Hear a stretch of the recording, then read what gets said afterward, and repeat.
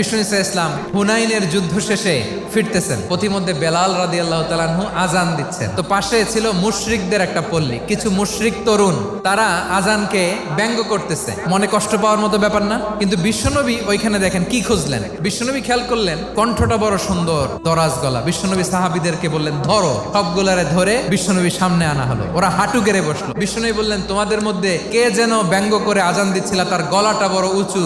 আবু মাহজুরা বলে আমার বন্ধুরা সবাই আমার দিকে আঙ্গুল দেখায়। আবু মাহজুরার মাথায় হাত দিয়ে বললেন এবার আজান দাও দেখি। আবু মাহজুরা বলে আমি তো আজান দিতে জানি না। বিশ্বনবী বললেন তাহলে আসো আমি তোমারে শিখাই দেই। বিশ্বনবী একটা বাক্য পরে, আবু মাহজুরা পরে, বিশ্বনবী পরে, আবু মাহজুরা পরে। আবু মাহজুরা বলে এক একটা বাক্য পড়ি আমার কলিজাটা গলে ঠান্ডা হয়ে যায়। বিশ্বনবীর সাথে দাঁড়িয়ে উনি শাহাদা পড়ে মুসলমান হয়ে গেলেন। বিষ্ণু ইসা ইসলাম বললেন যাও আবু মাহজুরা, আমি তোমাকে পৃথিবীর শ্রেষ্ঠতম মসজিদ মক্কার মসজিদুল হারামের মুয়াজ্জিন হিসেবে অ্যাপয়েন্ট করে দিলাম।